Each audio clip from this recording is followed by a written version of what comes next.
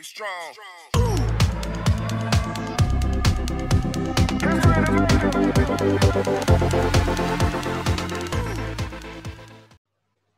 Oke, bismillahirrahmanirrahim. Assalamualaikum warahmatullahi wabarakatuh. Selamat pagi, salam sejahtera, salam sehat untuk kita semua. Gimana kabarnya? Semoga selalu dalam keadaan sehat. Jangan lupa untuk tetap patuhi protokol kesehatan, yaitu 3M, mencuci tangan, menjaga jarak, dan memakai masker tentunya. Oke, selamat datang di podcast Sarung, Sharing and Hearing PSDM BEM FIPA Unimus, episode pertama, dengan saya, Suci Mega Budi Lestari, sebagai moderator. Dengan narasumber yaitu Kak Ina Solihati, sebagai Ketua Departemen Terbaik BEM tahun lalu, yaitu periode 2019-2020. Dan kita mengangkat tema Explore kaderisasi SNIPA yuk. Oke, kita diajak bersama-sama untuk mengeksplor kaderisasi di BEM FNIPA ini. Tapi sebelum itu, kalian penasaran nggak sih kenapa sih kok namanya sarung gitu loh? Kan biasanya sarung tuh buat sholat laki-laki ya. Oke. Kita tanya dulu ke salah satu anggota Departemen PSDM, ada Mbak Tata. Halo Mbak Tata. Cek.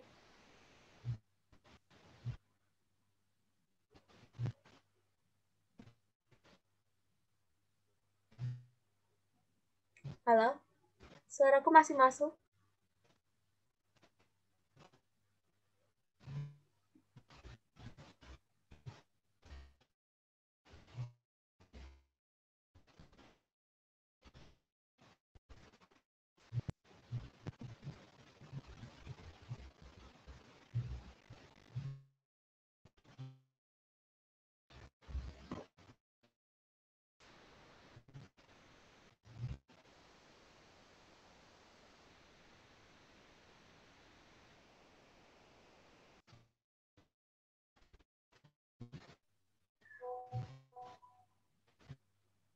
Oke, karena mungkin Mbak Tata ada kendala sinyal, jadi sarung itu kan sharing hearing.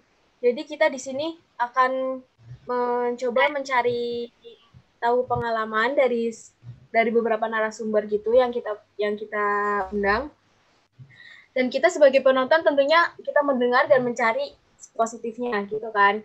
Oke.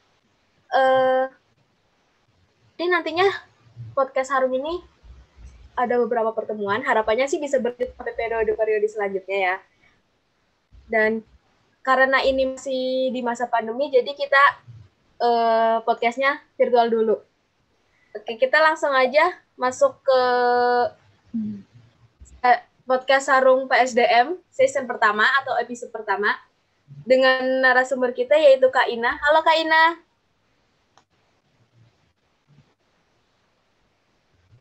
Halo Kak. Hai, dengeran nggak suaraku? Kedengeran Kak. Makasih ya Kak udah mau buat putus-putus. Masih putus-putus Kak? Ya.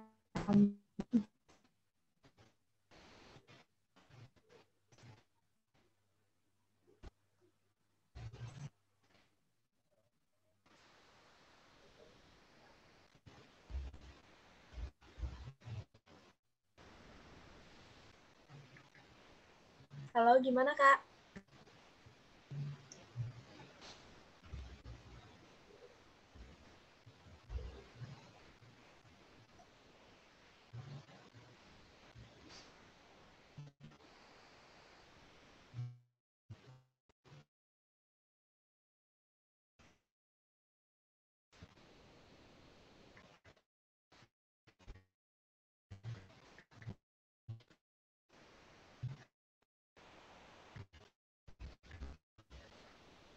Halo. Suaraku masih masuk ya?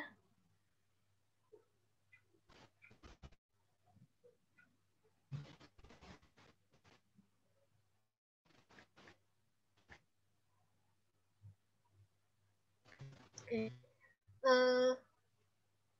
Kak Ina, Ini masih bisa nggak ya? Soalnya sepertinya ada kendala di sinyal Kak Ina.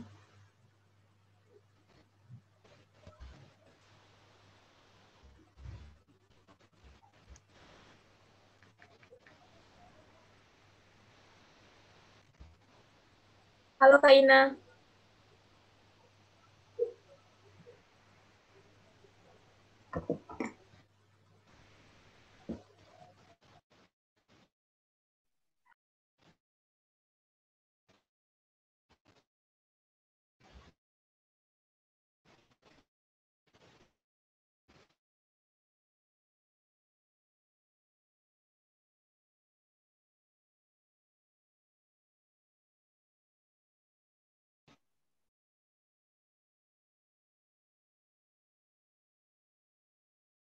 Halo. Masuk Kak? Udah masuk kedengerannya suaraku? Iya, kedengeran. Jelas. Oke. Oke, aku ulangin ya. Sarung, kita masuk ke sarung atau sharing hearing PSDM, yaitu adalah salah satu poker dari Departemen PSDM BMF FIPA Unimus pada periode ini. Ini poker baru yang berkonsep yaitu podcast dengan tujuan untuk menambah pertanyaan-pertanyaan yang diajukan oleh penanya, dan pertanyaan tersebut dikumpulkan dan akan dijawab oleh narasumber. Jadi di sini kita juga bisa silaturahmi kepada alumni BMF MIPA sekaligus kadep terbaik BMF MIPA juga nih, ada Kak Ina. Oke. Pada sarung ini kita santai aja ya Kak. Kita ngobrol-ngobrol santuy gitu Kak. Ya, boleh. Bisa yang dengar bisa sambil minum, bisa sambil makan gitu. Hari ini masih pagi juga, barangkali yang belum sarapan bisa sambil sarapan ya. Oke. Topik pada episode kali ini yaitu tentang kaderisasi. Karena Kak Ina kan sebagai kadep terbaik gitu di PSDM tahun lalu. Jadi kita pengen tahu nih Kak, gimana sih caranya mengkader, terus apa sih itu kaderisasi, dan semuanya itu pertanyaan-pertanyaan kalian akan yang udah dikirimkan lewat Google Form ya. Itu akan dijawab oleh Kak Ina langsung nih. Oke. Sebelumnya aku akan ngenalin secara singkat sih, nanti biar Kak Ina kenalan sendiri juga. Namanya Ina Salihati. Kemudian beliau adalah pribadi yang suka bersosialisasi dan membangun relasi. Aku salut sih sama Kak Ina, relasinya tuh cukup amat luas ya, yang bisa memotivasi untuk kita tuh gimana sih, apa sih, jadi pengen gitu loh membangun relasi kayak gitu kayak Kak Ina. Kemudian ada pengalaman pekerjaannya, yaitu yang pertama operator entry data BPS Provinsi Jawa Tengah tahun 2018. Kemudian ada enumerator pada tahun 2019, kemudian ada tutor pada tahun 2018 sampai 2020. Kemudian ada pramuniaga pada tahun 2018, kemudian ada menjadi ambasador cicil.co.id, kemudian marketing partnership MNC Vision. Pengalamannya saja sudah kelihatan kan ya, orangnya seperti apa gitu loh. Terus juga beliau ini punya usaha di bidang fashion, yaitu khususnya hijab ya. Jadi kalian kalau mau beli hijab atau apa tuh bisa nih ke Kak Ina. Jadi nanti dan juga kali ini pada podcast kali ini nanti akan ada giveaway dari Kak Ina. Jadi tetap dengerin ya sampai habis. Nanti bakal dikasih tahu ketentuan buat giveaway-nya. Oke. Mungkin segitu dulu ya perkenalan dari aku tentang Kak Ina. Nanti bisa tanya-tanya langsung aja. Kemudian, halo Kak. Ya, halo Cici. Gimana kabarnya? Alhamdulillah. Kak Ina sendiri gimana kabarnya, Kak? Aduh, nanya kabar ke mahasiswa tingkat akhir tentunya luar biasa ya. Luar biasa padat. Lagi sibuk apa nih, Kak? Aku hari ini sibuk KKN. KKN, laporan, revisi proposal skripsi, ya gitulah. Tahu sendirilah ya, mahasiswa tingkat akhir gimana sibuknya. Ya, Kak. Semoga selalu sehat ya, Kak. Jaga Amin. kesehatan, Kak, jaga imun gitu. Oke. Mungkin karena teman-teman udah mulai penasaran nih tentang kaderisasi gitu kan. Mungkin bisa diceritakan sedikit, Kak, kenapa sih kok Kakak bisa jadi kepala departemen terbaik gitu loh tahun lalu? Kenapa bisa jadi? Aduh. Kenapa ya? Karena kan Coba diceritakan sedikit. gimana? Cerita apa nih? Eh, Sebelumnya aku tanya dulu nih, Kak. Kaderisasi itu menurut Kakak itu seperti apa? Kaderisasi kalau menurut aku, kalau ditanya tentang kaderisasi luas ya, tapi kalau berbicara tentang istilah kaderisasi itu aku pernah baca berasal dari bahasa Yunani sih kalau nggak salah. Dari kata kader yang artinya bingkai. Tapi terlepas dari definisi maupun istilah, bagi aku kaderisasi itu adalah proses untuk menciptakan perubahan yang tentunya yang digali oleh anak muda sih. Jadi kaderisasi menurut aku ya berhubungan dengan anak muda. Anak muda yang mau berproses, anak muda yang mau berubah gitu, menciptakan suatu perubahan yang sudah terjadi. Misalkan nih, ada proker-proker lain seperti proker tahunnya aku, terus kita menciptakan kader yang luar biasa yang akan merubah proker-proker itu menjadi sesuatu yang lebih baru lagi. Seperti itu sih, kalau kaderisasi menurut aku. Itu. Oke. Jadi eh, terus gimana sih, Kak, cara Kakak tuh untuk, kan dari tahun lalu kan ada sekolah inspirasi nih yang merupakan sekolah pengkaderan gitu kan, Kak. Gimana sih caranya Kakak itu mengkader anggota kayak gitu tuh kayak di tahun lalu gitu tuh gimana, Kak? Mungkin bisa berbagi tips asik. Caranya mengkader, kalau ditanya caranya mengkader itu yang pertama memang harus selektif ya. Dan yang kedua harus tahu kebutuhan dalam satu organisasi itu. Sebenarnya cara mengkader itu nggak jawabannya yang gampang, tapi cukup berat sih. Karena kan permasalahan kamu juga kan tahu kan, kamu PSDM dulu waktu anggota aku.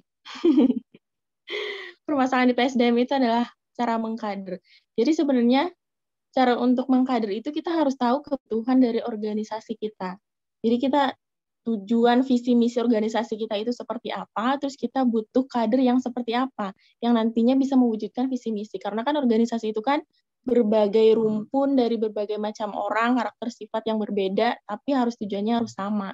Jadi benar-benar harus mengetahui apa sih yang kita butuhin dari kader itu untuk memenuhi visi misi organisasi kita.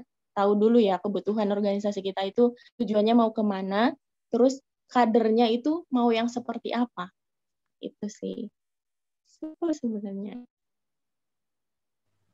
Oh. Mantap. Oke, Kak, terima kasih. Kemudian ada lagi yang nanya Tapi ini ada di berapa pertanyaan apa sih? sih? Ada banyak, Kak, sumpah. Ini tuh teman-teman tuh sangat bener-bener di luar ekspektasi dari panitia gitu loh. Kukira bakal sedikit gitu yang nanya, tapi ternyata wah lumayan antusiasnya, perlu dikasih jempol nih, Kak. Ada di sini yang udah di itu tuh ada 27 pertanyaan, tapi kalau mungkin bisa diambil beberapa aja sih, Kak, sesuai waktunya aja nanti. Kita juga kita tahu Kakak itu orang sibuk gitu loh, Kak. Jadi kalau semisal mau ngobrol-ngobrol lebih lanjut, mending bisa PC aja gitu, Kak. Ya, gitu. Ya, boleh. Oke, Kak. Kemudian ini ada yang nanya, di BMF MIPA sendiri, buat sumber daya mahasiswanya nih atau SDM-nya itu ada kriteria tersendiri nggak sih, Kak? kriteria SDM FMIPA ya. Kalau dari aku lihat sih, yang pertama memang jumlah kita yang lebih sedikit dibandingkan dengan fakultas-fakultas lain ya kan. Tapi FMIPA ini menurut aku dari tahun ke tahun memiliki upgrade gitu, punya kualitas tersendiri. Jadi aktivis-aktivis kita udah mulai menonjol gitu kan, kayak gubernur kita, terus mantan gubernur kemarin gitu kan, terus aktivis lainnya. Jadi meskipun kita jumlahnya yang sedikit, tapi aku kira kita bisa upgrade, bisa menonjolkan ke fakultas-fakultas lain bahwa kita juga punya kualitas gitu, nggak cuma sedikit aja jumlahnya, tapi juga punya kualitas. Dan itu yang sebenarnya harus dijaga sama organisasi, sama ormawa-ormawa yang ada di FMIPA gitu. Kita tahu jumlah kita yang sedikit, makanya dari itu sedikit tapi berkualitas kan itu lebih baik kan daripada banyak tapi nggak punya apa-apa. Harus lebih di-upgrade lagi sih. Dan yang harus menjaganya ya salah satunya ormawa di FMIPA gitu. Ada HIMA, ada BEM juga. Itu karakteristik kurang lebih seperti itu SDM di FMIPA. Dan untuk meningkatkan minat mereka untuk aktif di organisasi itu kan juga perlu dari organisasinya sendiri. Oke, kebetulan nih Kak, kan tadi Kakak menyinggung tentang biar mahasiswa itu aktif organisasi gitu. Dari Kakak sendiri nih, gimana sih? Kan Kakak nih pengalaman organisasi itu banyak banget Kakak.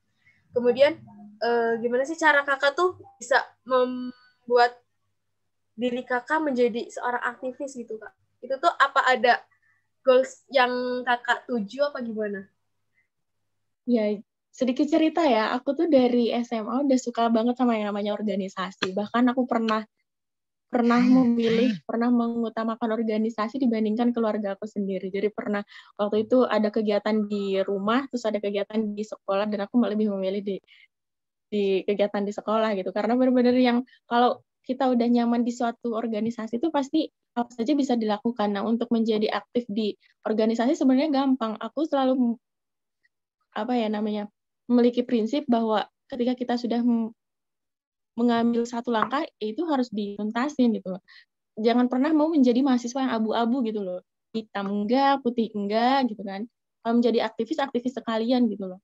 Jangan pasif terus aktif itu menurut aku gimana ya? Kayak orang nggak punya prinsip aja gitu loh. Jadi kalau misalkan untuk aktif di organisasi ya kalian ikut organisasi itu tujuannya mau apa gitu, harus jelas dulu. Jadi ketika kalian udah punya tujuan yang jelas, pasti kalian menjalaninya juga akan enjoy gitu, nggak merasa tertekan ataupun tidak merasa dipaksa. Itu gue selama ini enjoy aja sih ikut organisasi. Dan itu sangat penting loh. Teman-teman, hari ini aku ngelamar kerjaan di mana-mana dan yang dibutuhin itu emang anak-anak organisasi. Dan ya seperti itulah manfaatnya ikut organisasi, bisa banyak relasi, terus bisa mencari kerjaan tuh dengan mudah gitu. Karena perusahaan ataupun PT-PT sekarang nyarinya ya anak-anak organisasi. Nah, tahulah kita ya, anak-anak organisasi itu pasti beda dengan mahasiswa-mahasiswa lainnya gitu kan. Punya kualitas lah, bisa dibilang seperti itu. Jadi buat teman-teman yang sekarang lagi ikut BEM nih, jangan kalau jadi aktivis sekalian gitu loh. Jangan jadi mahasiswa yang abu-abu. Aku aktif di organisasi, tapi besoknya enggak lagi, ngilang-ngilangan gitu kan. Jangan ya.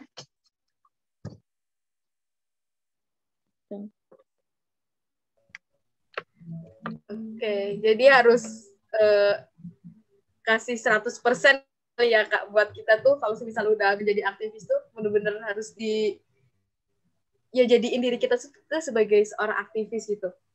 Oke. Iya, jadi kalau kita sudah ambil langkah mau terjun ikut ke organisasi, ya udah terjun tenggelam sekalian gitu loh. Jangan setengah-setengah. Intinya oke, mantap. Teman-teman, jadi bisa lah ya kita ambil sisi positifnya gitu. Jadi jangan setengah-setengah. Karena setengah-setengah tuh nggak enak. Kayak kita, masa ya kita makan di setengah doang gitu kan. Apalagi makanannya enak, pasti kita habisin sekalian kan ya. ya, betul. Oke, Kak. Gini, Kak. Kan berarti relasi Kakak kan, tadi kan bilang kan masalah relasi gitu. Relasi Kakak berarti kan udah luas gitu kan. Terus juga pasti ikut organisasi itu banyak ketemu sama orang-orang beda gitu, beda prinsip sama kita. Terus apa ya, kayak ya kadang juga ada yang gampang buat kita apa sih kayak sefrekuensi gitu kan, tapi ada juga yang nggak sefrekuensi gitu. Nah itu tuh buat menghadapi siklus pertemanan yang kayak gitu tuh di organisasi tuh gimana Kak? Biar kita tuh kan yang namanya organisasi kadang kita harus punya satu tujuan yang sama gitu Kak. Itu tuh gimana Ya, caranya? Oke. untuk menyikapi orang-orang yang berbeda, yang nggak sefrekuensi, ya menurut aku emang udah lumrah sih dalam suatu organisasi itu memiliki karakteristik orang-orang yang sangat beda. Misalnya ada yang aktif, ada yang pasif gitu kan. Emang sewajarnya kita nggak mungkin punya satu organisasi yang dihuni oleh orang-orang yang aktif-aktif semua. Bahkan nanti nggak bakalan ini kan, nggak bakalan sinkron gitu. Emang sangat lumrah sih dalam organisasi. Nah, untuk menyeimbangkannya ya kita harus paham. Kalau misalkan nih ada kubu yang pasif, ada kubu yang aktif, kita jangan terlalu ngurusin yang aktif terus gitu kan. Mesti ada kalau rapat orang-orang itu terus. Cobalah bebankan untuk orang yang pasif gitu loh. Coba mereka disuruh ngomong di depan, coba mereka suruh jadi MC, jadi moderator, biar seimbang gitu loh. Jadi pelajaran yang kemarin sih bisa diambil bahwa ketika dalam satu organisasi itu memiliki perbedaan dalam satu orang-orangnya, maksudnya karakteristik orang-orangnya, jangan hanya mengurusi orang-orang itu aja gitu loh. Kita organisasi punya tujuan yang sama, ya harus menyatukan perbedaan. Kita BMK ada tiga prodi, statistika, matematika, kimia, yang dimana mereka punya karakteristik yang berbeda-beda, tapi kita gimana caranya biar jadi tujuan itu satu gitu loh.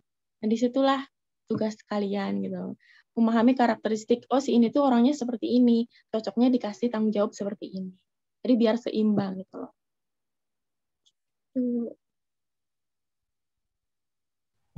Oke Kak. Ya. Terus setelah itu berarti kan kadang tuh kayak kata kakak tadi selalu aktif gitu. Kalau misalnya aktif ya kita aktif sekalian gitu. Kemudian kayak kakak kan tadi ada satu cerita yang katanya kakak lebih milih organisasi ketimbang banyak kayak dari keluarga gitu karena udah tanggung jawab gitu kak. Nah gimana sih kak biar kita tuh bisa gitu mengatasi masalah organisasi sama masalah pribadi sendiri gitu kan biasanya aku suka kecampur-campur gitu kak ya kan ya apalagi kita kadang masih masa-masa remaja gitu masa-masa labil katanya mungkin bisa cerita kak. Ya, lebih ke menyangkut profesionalitas sih ya. Dalam suatu organisasi emang kita harus dituntut sebagai orang yang profesionalitas. Artinya bisa membedakan antara mana tanggung jawab kita di organisasi sama misalnya ada masalah di rumah. Emang itu berat banget sih, tapi aku rasa sih kalau udah jadi anak organisatoris harusnya tahu ya bisa menempatkan diri di mana kita harus profesional bekerja, profesional misalnya ada masalah di rumah gitu kan, harus menempatkan diri sih menurut aku. Harus bisa menempatkan diri di mana kita waktunya benar-benar fokus dalam satu organisasi, terus jangan pernah mencampur adukan masalah keluarga atau masalah pribadi itu dalam satu organisasi itu bakal bisa fatal sih kalau menurut aku. Apalagi orangnya misal baperan kan, apa-apa selalu dipermasalahkan. Padahal punya masalah pribadi ini, tapi dia campur adukan di organisasi. Nah itu sebenarnya kan nggak boleh. Organisasi itu menuntut kita untuk bersifat profesionalitas. Belajarlah. Apalagi udah mahasiswa menurut aku, maha ya, udah paling tinggi. Apalagi orang-orang yang sebelumnya udah ikut organisasi pasti tahu lah, pasti bisa lah menempatkan diri gitu. Menempatkan posisinya di mana dia harus bersikap dewasa, bersikap profesionalitas gitu. Terus dia harus bisa menempatkan diri, intinya seperti itu. Oke. Jadi kita juga iya sih benar maksudnya kita udah juga udah harusnya udah bisa manage tentang masalah pribadi, masalah organisasi atau masalah penugasan kali ya karena kuliah gitu. Jangan dicampur adukan. Oke. Terus juga kadang ketika kita memanajemen waktu, manajemen diri, kadang tuh mood kita tuh kadang naik turun kan ya. Naik turun itu tuh ke kakak sendiri maksudnya kadang sibuk organisasi, sibuk kuliah, terus sibuk kerja, sibuk usaha. Itu tuh gimana sih Kak? Kok bisa gitu loh? Bisa manajemen waktunya gitu yang mungkin aku sendiri juga penasaran gitu. Kadang kayak kita kan ngerasa ada di titik jenuh gitu, Bu, bosen gitu-gitu buat ngapa-ngapain gitu. Cara Kakak buat memanajemen waktu, mengembalikan mood tuh seperti apa? Kalau ditanya cara memanajemen waktu, kayaknya aku juga masih belajar sih. Cuma, tapi ini tips dari beberapa orang yang aku kenal untuk memanajemen waktu itu sebenarnya gampang sih. Misalkan nih, aku ada 4 fokus kan. Aku harus kuliah, aku harus ikut organisasi juga, aku harus kerja, dan ya sambil berwirausaha gitu kan. Caranya yang pertama yang aku lakuin adalah fokus sih. Fokus apa yang kita kerjakan. Misalnya aku kuliah, pas kuliah itu jangan mencampurkan urusan yang lainnya. Jangan pas kuliah itu kita sambil kerja. Jangan pas kuliah itu apalagi misalkan biasanya ya anak-anak organisasi sambil rapat sambil mengerjakan tugas. Sebenarnya itu enggak sih menurut aku, itu bukan satu tips untuk manajemen waktu. Jadi fokus apa yang kita kerjakan. Misalnya hari ini kita rapat organisasi, ya udah rapat tuntaskan gitu loh. Kontribusimu apa di situ tuntaskan. Kita hari ini kuliah, ya udah fokus dulu kuliah, kerjakan tugas-tugasnya. Biar sampai di luar kelas kita nggak kepikiran yang udah kuliah gitu kan. Kita bisa fokus ke kerjaan yang lain. Intinya itu sih, fokus dalam satu kegiatan. Jangan pernah mencampur adukan, misal lagi rapat, terus sambil kerja disambi organisasi. Salah sih menurut aku. Jadi sampai hari ini ya aku manajemennya seperti itu. Ketika aku lagi kuliah, ya udah fokus kuliah sampai aku keluar kelas, aku nggak mau kepikiran tentang kuliah. Aku mau ngerjain misalnya kerjaan aku. Itu fokus pada satu target ataupun satu kegiatan di situ. Jadi nggak dicampur-campur adukan. Itu sih tips sedikit dari aku. Mungkin bisa membantu kali ya. Dan alhasil kan, alhamdulillah ya sekarang kuliah udah lumayan lancar. Maksudnya nggak ada permasalahan dalam kuliah. Terus kerjaan juga lancar. Organisasi alhamdulillah juga dapat penghargaan meskipun ya mungkin sedikit lah ya. Dan usaha juga lumayan bisa lancar. Nah, itulah manajemen waktu itu sebenarnya kita harus fokus pada satu kegiatan, pada satu titik gitu. Sehingga ketika kita mau mengerjakan sesuatu yang lain, itu tidak kepikiran sama, aduh ini gimana ya, yang kemarin kuliah tugas kemarin kemana ya, gimana ya. Tuntaskan dulu gitu. Pas kuliah, kalian tanya yang nggak kalian pahami, sampai kalian paham, benar-benar paham. Kalau udah keluar dari perkuliahan, kalian bisa mengerjakan apapun yang kalian mau gitu. Seperti itu kurang lebih. Oke, jadi tadi teman-teman uh, jadi teman-teman kita harus ya benar kata ibunya, kita harus fokus dulu ke satu tujuan yang kita harus kerjakan gitu loh. Dan tentunya kita harus bisa apa ya, bisa Prioritaskan. ya sih, memprioritaskan sesuatu gitu ya, sesuatu tugas gitu. Oke Kak. Tadi pertanyaannya Kemudian buat ini, ada lagi menjaga nih. mood. Aku bingung. Apa? Ya, iya menjaga moodnya. Gimana caranya menjaga moodnya? Yang pertama aku selalu ingat ketujuan awal aku. Jadi ketika aku mau ngambil sesuatu, pasti itu ada resikonya. Aku selalu bilang ke diri aku sendiri, ketika kamu ambil satu langkah, misal aku pengen ikut organisasi, aku juga ingin kerja, tapi sambil kuliah. Aku juga pengen punya usaha. Tapi kamu bisa nggak? Dan setiap pilihan itu pasti kan ada resikonya. Kamu bisa nggak gitu kan? Dan emang dari awal sih ya udah kalau aku milih A ya resikonya B gitu. Aku harus tetap ambil gitu kan. Jadi kalau misalkan lagi down, lagi turun, oh ya ya, kan aku yang milih ambil jalan ini ya, berarti aku harus tuntasin gitu. Aku yang mulai, ya aku yang harus selesaikan gitu. Masa orang lain yang harus selesaikan kan enggak gitu. Jadi untuk menambah penyemangat aku ketika down, aku harus lagi tujuan aku tuh ngambil jalan ini tuh atas dasar apa, alasannya apa, dan tujuan aku ngambil ini tuh apa gitu. Jadi ingat lagi ke tujuan awal kita ngambil resikonya, ya harus diterima gitu, mau nggak mau harus diterima. Seperti itu.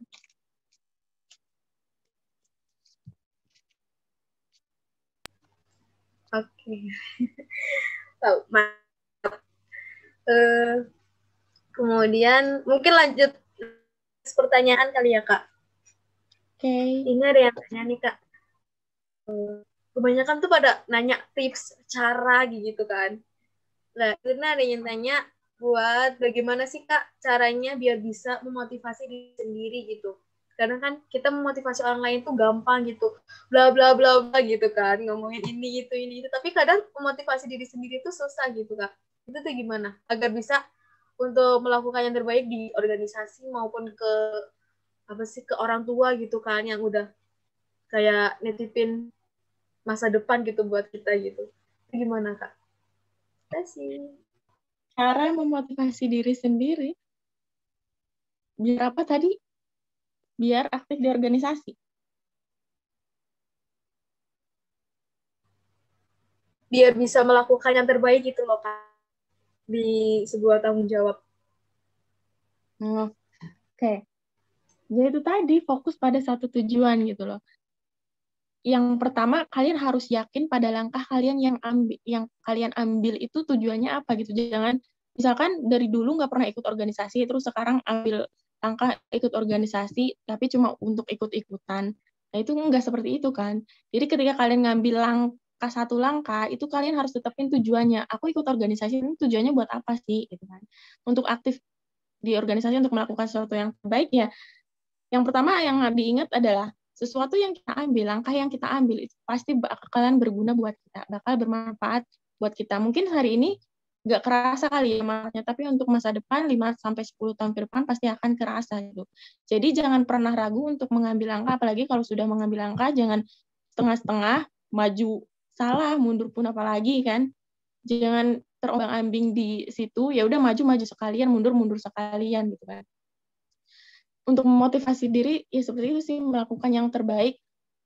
Ya intinya sesuatu yang kita lakukan itu harus sesuai tujuan, harus sesuai target kita. Misalnya aku ikut organisasi itu nambah relasi untuk bisa menambah aku ilmu wawasan tentang public speaking, terus menjalin relasi dengan orang-orang baru. Kan biasanya ada orang yang introvert ya, orang-orang yang dulu aku tipe orang yang introvert banget jujur.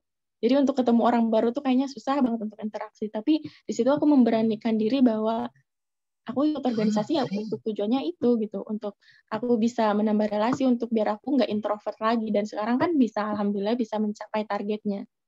Seperti itu sih. Dan dari situlah kita timbul untuk melakukan yang terbaik di organisasi.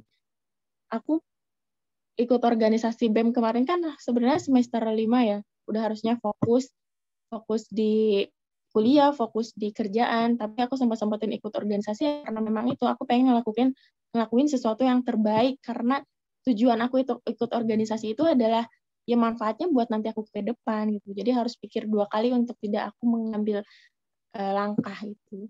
Benar-benar harus dipikirin lah tujuannya kamu ikut organisasi itu apa. Jadi kalau misalkan kamu udah target ini tujuannya kamu ikut organisasi, pasti kamu bakalan ngelakuin yang terbaik. Kayak tadi aku sampainya aku memilih organisasi daripada keluarga aku sendiri gitu kan, karena emang kalau kita udah benar-benar menargetkan tujuan dalam satu organisasi ya pasti kita bakal ngelakuin yang terbaik gitu kan. Kalau kita udah cinta pada sesuatu pasti kita akan memberikan yang terbaik. Itu sih. Seperti itu, Suci. Oke. Ya. Kemudian kita balik lagi nih Kak, kan kayak kakak kan mungkin kemarin jadi kepala departemen terbaik gitu kan. Tentunya kan kakak kayak punya tips sendiri nggak sih Kak, kayak buat bisa dapetin apa ya, kayak respon dari anggota kayak gitu kan. Terus ininya kayak mendapatkan hati anggota gitu. Nah, terus biar pada anggota tuh biar pada nurut, terus biar pada apa ya, berkontribusi penuh gitu loh Kak di suatu. Tentunya banyak kalau misal kadang kan ada yang dia tuh di grup departemen tuh aktif gitu kan. Kadang tapi kalau misal di grup yang besar tuh kadang ya biasa aja gitu, diem gitu. Itu tuh gimana Kak biar kita tuh bisa buat apa sih, mendorong buat anggotanya tuh biar bisa public speaking gitu, bukan hanya di jago kandang gitu istilahnya tuh. Gimana Kak? Yang pertama untuk Nih yang mendapatkan, nanya tuh maunya dijelaskan secara panjang lebar nih. intinya apa? Intinya untuk mendapatkan hati anggota biar pada nurut gitu. Ya, Ya, aduh, masalah mendapatkan hati sebenarnya gampang sih kalau menurut aku. Ya, gampang banget untuk mendapatkan hati seseorang sebenarnya. Yang pertama, pahami karakteristiknya, pahami sifatnya. Jadi ketika kita tahu misalnya si A ini sukanya apa sih, kan nggak mungkin kan kita misalnya si A ini nggak suka coklat terus kita kasih coklat, kan itu bakalan mental kan. Nah, untuk mendapatkan hati seseorang itu ya seperti itu, pahami karakteristiknya, pahami sifatnya, mereka itu maunya apa. Pasti lama-kelamaan mereka juga paham. Maksudnya ketika apa yang kita kan mesti ya nurut lah, istilah seperti itu kan. Kan kalau orang udah keambil hatinya kan apa aja bisa dilakuin, benar nggak?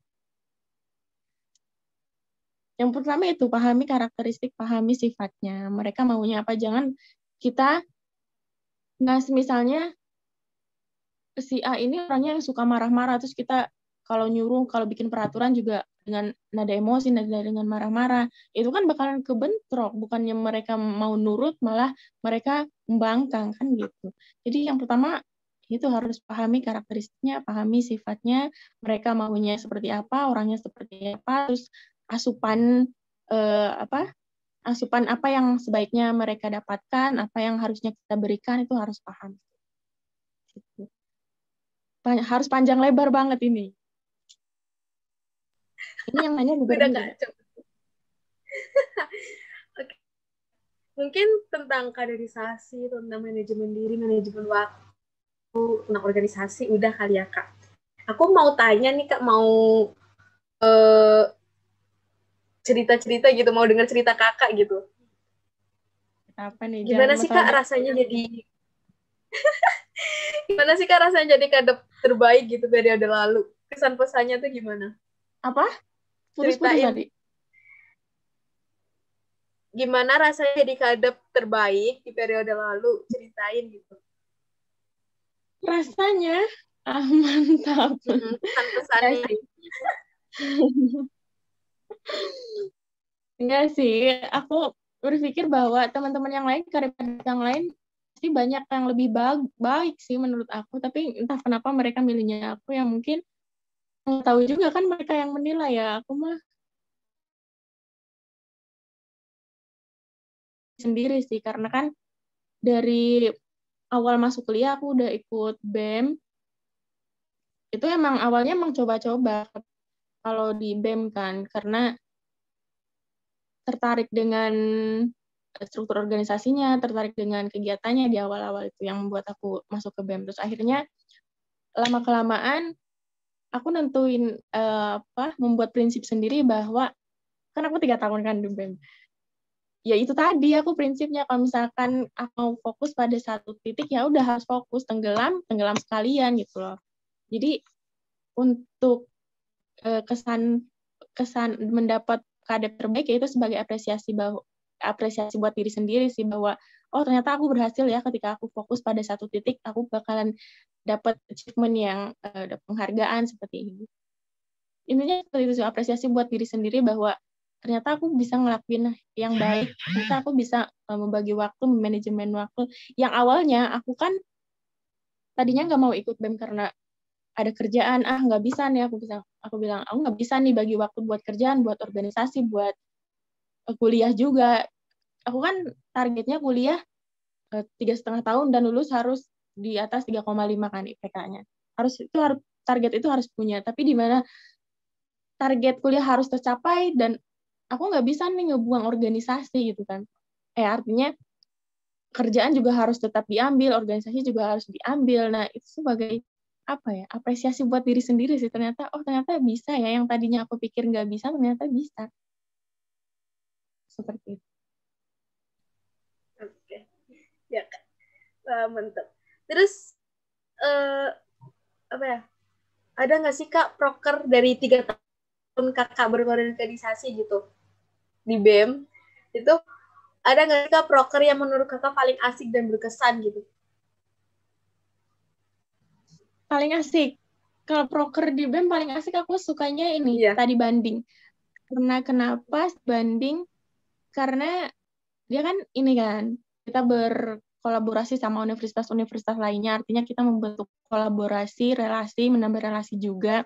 Nah, itu aku cukup asik sih menurut aku, karena kan kita bisa tahu program kerja mereka yang di sana itu seperti apa, terus di kita seperti apa, kelebihannya apa, kurangnya apa. Kita bisa tahu, terus juga bisa menjalin relasi juga di luar kampus, nggak cuma mentok di kampus doang tahunya. Kalau yang berkesan, ya proker sendiri lah yang kemarin dapat penghargaan juga kan, sekolah inspirasi. Nah di situ benar-benar berkesannya karena pas masa pandemi di mana kita harusnya ngedown kan, tapi di situ kita benar-benar bangkit gimana caranya biar bisa tetap on the track, bisa menghasilkan program kerja yang meskipun di tengah pandemi itu bukan suatu masalah, bukan suatu alasan gitu, tapi kita harus benar-benar ya semaksimal mungkin gitu ngerjain proker dan alhasil ya mendapatkan predikat terbaik kan kemarin. Tuh. Berkesan sih menurut aku.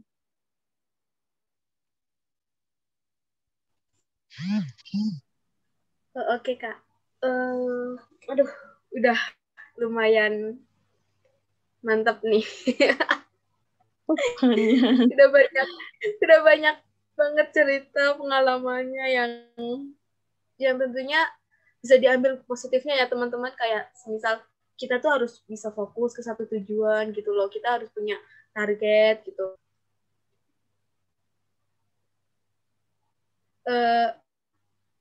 Oke, sebelum itu satu pertanyaan lagi nih Mbak, boleh nggak Mbak?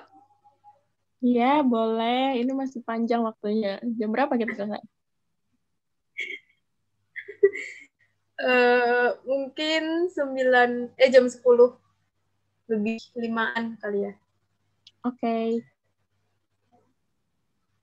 Aku mau nanya nih Kak, menurut Kakak tips untuk menjadi pemimpin yang adil, profesional, dan bermutu itu seperti apa? Tips menjadi pemimpin. Aduh. Yang pertama kita bongkar dulu arti pemimpin itu ya. Kalau kata Agus Salim, pemimpin itu adalah orang yang mau menderita. Jadi aku selalu ngomong pada diri sendiri ketika ingin memimpin ataupun ketika ingin memimpin atau apapun lah. Harus mampu menderita. Kamu mau gak menderita? Kalau kamu mau menderita, ya udah kamu memimpin. Kalau kata Agus Salim, pemimpin adalah menderita. Kenapa menderita? Karena ya dia mampu memikirkan, bukan hanya memikirkan diri sendiri, tapi memikirkan orang lain, memikirkan lingkungannya. Dia harus berpikir gimana caranya menyejahterakan dirinya dan juga menyejahterakan anggotanya. Disitulah kenapa pemimpin itu disebut menderita. Caranya biar bisa adil dan profesional ya itu tempatkan. Yang pertama, kalian yakini diri dulu kalian. Kalian bisa nggak sih memimpin orang sebanyak ini? Entah itu untuk memimpin orang ataupun untuk memimpin diri sendiri ya. Karena kan memang sejatinya seseorang itu adalah pemimpin untuk dirinya sendiri. Cuma untuk memimpin suatu organisasi, yang pertama harus legowo lah. Tahu legowo ya?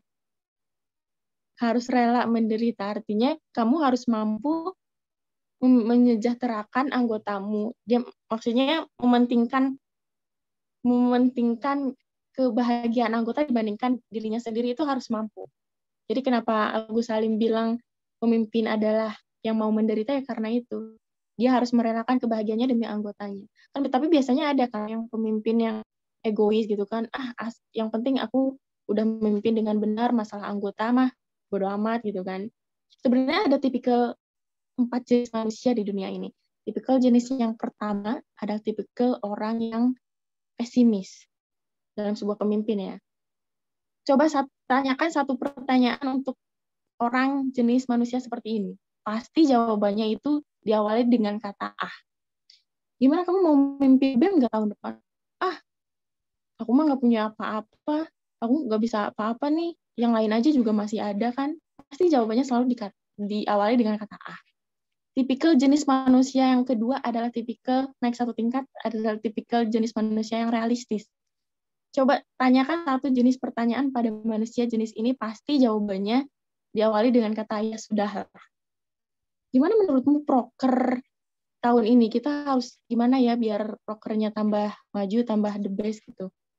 Ya sudahlah, karena kemarin ada proker-proker yang lain, kita ngikut aja, kita nerusin aja proker yang lainnya. Sudahlah, kan masih banyak waktu-waktu yang akan datang. Tipikal jenis manusia yang kedua ini akan dibentuk oleh lingkungannya, bukan mereka yang mau ngebentuk lingkungannya. Dan akan hancur oleh 3 kata. Apa? Kata orang. Itu tipikal jenis yang kedua. Tipikal jenis manusia yang ketiga, naik 1 tingkat, adalah mereka tipikal jenis yang optimis. Jadi ketika ditanya tentang masalah kepemimpinan, pasti mereka akan banyak jawabannya. Gimana menurutmu pemimpin BEM tahun ini? Menurut aku sih pemimpin BEM tahun ini harus seperti ini, harus A, B, C, karena yang tahun lalu seperti ini, A, B, C. Pasti jawabannya selalu banyak, selalu memandang sesuatu itu di positive thinking-nya gitu. Nah, jenis tipikal yang keempat, jenis manusia tipikal keempat adalah jenis tipikal manusia yang progresif. Contohnya ikan. Ikan itu akan hidup ketika dia melawan arus. Jadi tipikal jenis keempat ini adalah tipe orang yang berbeda. Ketika semua orang bilang, ini kayaknya nggak mungkin, dia sendiri yang akan mengatakan, ini mungkin, kita harus coba. Dia tipikal orang yang progresif. Dan orang ini yang bisa disebut sebagai pemimpin, kalau menurut aku. Orang yang akan bertahan, orang yang akan bertahan dengan pendapatnya, ya. Orang yang akan berbeda di lingkungannya, tapi ketika dia punya pendapat, dia akan memvisualisasikannya dengan semaksimal mungkin. Itu ciri-ciri pemimpin yang menurut aku the best sih ke depannya. Seperti itu kurang lebih. Oke, mantap. Nah, gimana nih teman-teman? Kalian mau menjadi tipe kalian gimana gitu kalau menjadi pemimpin? Kalau aku sih, ya gitu. Ya gimana? Kamu juga harus nyalon nanti ya, tahun depan berarti jadi gubernur. Amin.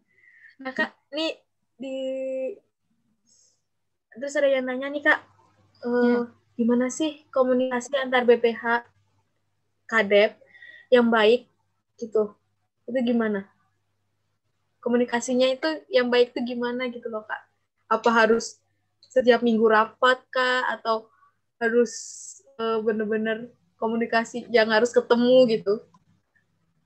Ya, kalau kata orang kan komunikasi itu penting ya. Kalau kamu nggak diajak komunikasi berarti kamu nggak penting, bener nggak? Aduh, iya bener.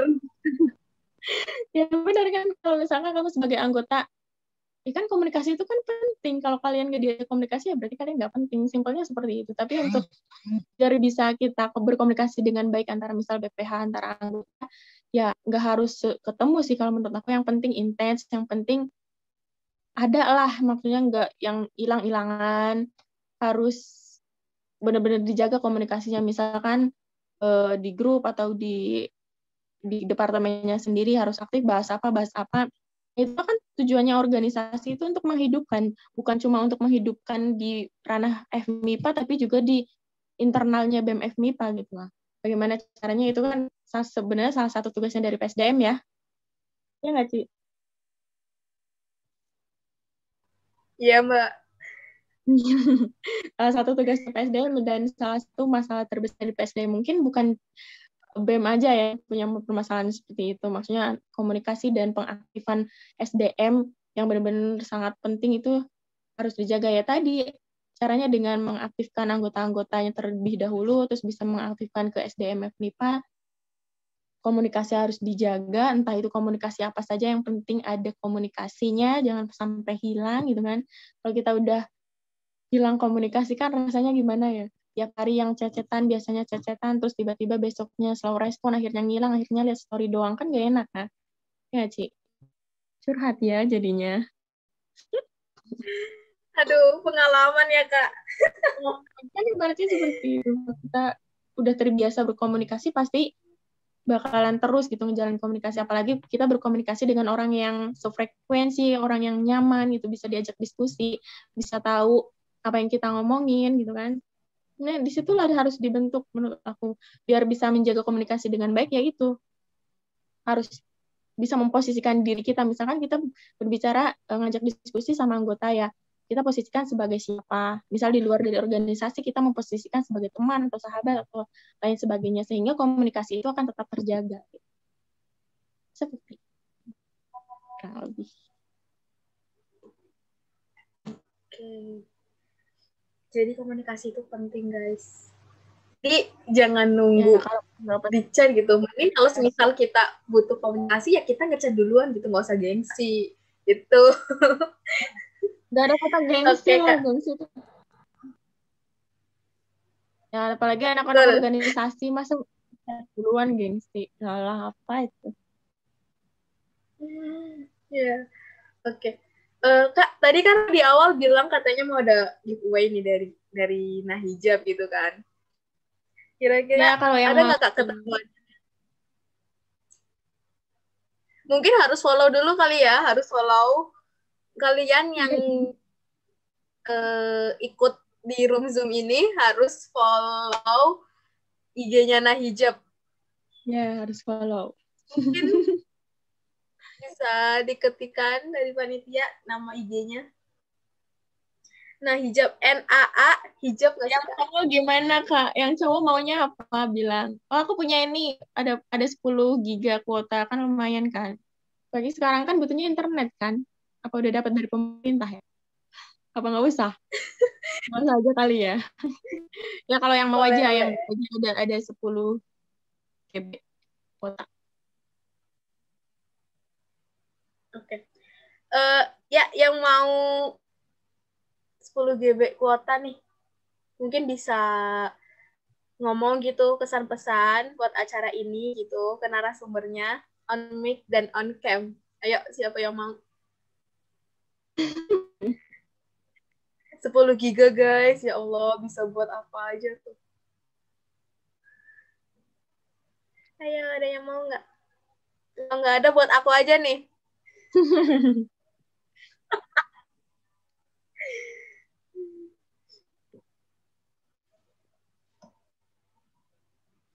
Ini ada 31 partisipan nih. Masa ya ada yang mau ngomong gitu. Pesan-pesannya aja nanti. Mungkin bisa langsung ya, Kak. Dikirim 10 giganya. Iya, siap. Tag IG aja kali ya, di tag IG. Ini BTW aku mau ke KM. Tag IG aku maksudnya. Oke. Nanti screenshot atau apa gitu tag ke IG aku. Yang cowok dapat hijab buat doinya ya. Udah punya doi emang. Oh kalian LDR ya, belum pernah ketemu ya? Belum, Kak, ya Allah. Makanya ini rindunya terlalu berat. Asik. Bukan rindu yang berat. Berat badanku yang berat. Itu kali ya, nanti di tag aja. Gimana sih? Iya, boleh.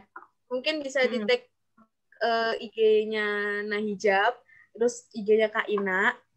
Ya. Dan juga mungkin IG BEM. FMIP ya, teman-teman. Oke. Sebelum ditutup nih, Kak, mungkin ada closing statement nggak buat teman-teman semua? Ada closing statement. Closing statement nih. Aku ada kata-kata yang bagus.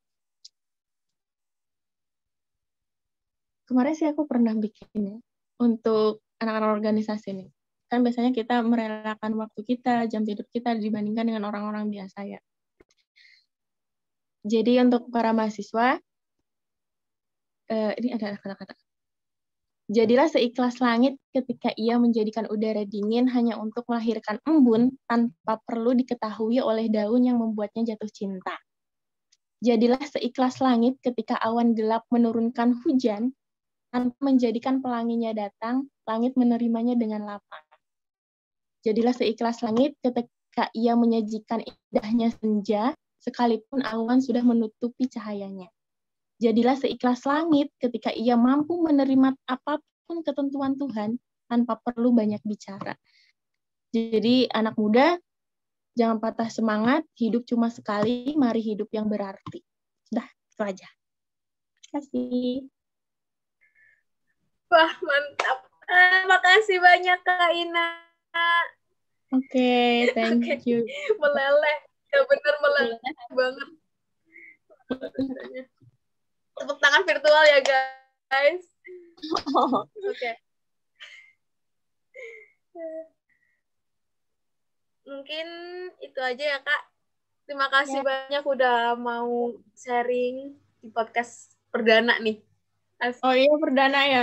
Podcast perdana. Ya udah diundang.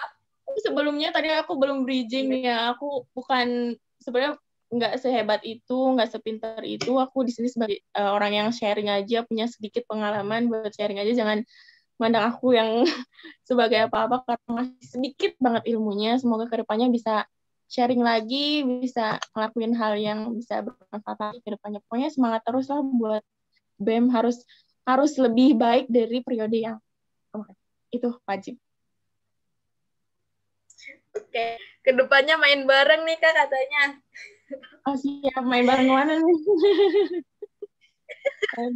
Oke Kak, terima kasih. Oke, siap. Oke guys, mungkin sekian podcast Sarung PSDM episode pertama.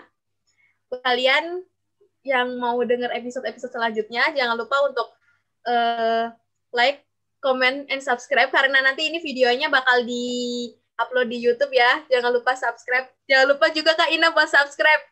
Udah dong. Aktifin siapa? Ya punten Kak. Oke. Mungkin sekian dulu. Saya Suci Mega Puji Lestari pamit. Kurang lebihnya mohon maaf. Wassalamualaikum warahmatullahi wabarakatuh. Waalaikumsalam warahmatullahi wabarakatuh. Oke Kak, mungkin buat terakhir ya bisa yang lain bisa open cam nggak? Biar kita foto dulu. Oke. Ya. Sebentar ya Kak. Aku tahu Kakak sibuk. Enggak sih, enggak terlalu. So sibuk aja sih sebenarnya.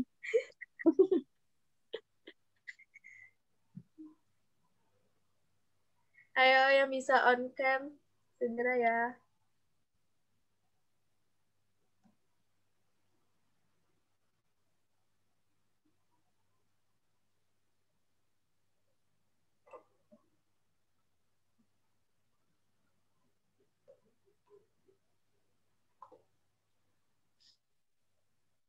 Yuk on cam yuk.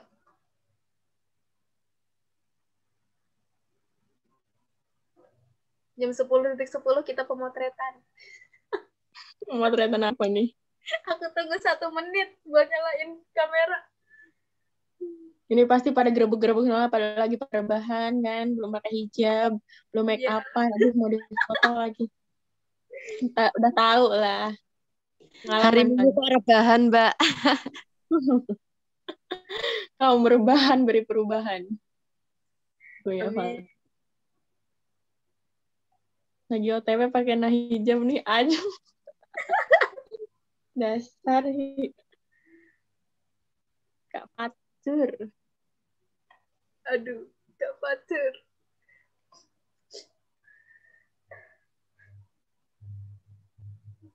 Sebelum nih, ayo kita foto. Undang Mas Hanung ya, boleh. Mas Hanung juga bagus kan.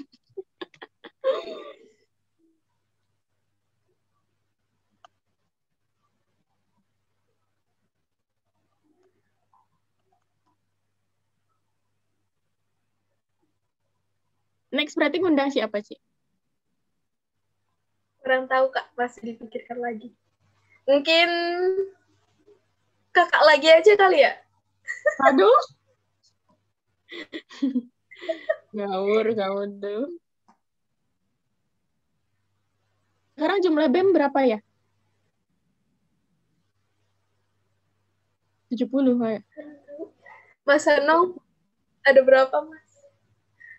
70 kan? 69 kurang 1 ya. Setiap tahunnya mesti nih. Keren. Setiap tahunnya meningkat dari tahun kemarin ya, berarti kaderisasinya udah lumayan cukup bagus. Padahal kita angka cantik ya, kayak aku ya. Jadi masa pandemi ya, tapi alhamdulillah kaderisasi kita semakin naik. Good job buat Mas Hanung. Oke, kita foto ya, Kak. Oke. 1, 2, 3. Ya, bentar. 1, 2, 3. Oke, makasih semuanya. Oke, Kak, mungkin bisa live aja nggak apa-apa. Oke, makasih banyak ya. Semoga Ya, jangan lupa ya teman-teman giveaway-nya. Kalian tag Nahijab, Kak Ina, sama BEM. Dan sampaikan kesan-pesannya di situ, nggak apa-apa. Lewat story aja, nggak apa-apa. Ya, Kak? Oke, thank you ya. Ya. Assalamualaikum. Salam. Be strong.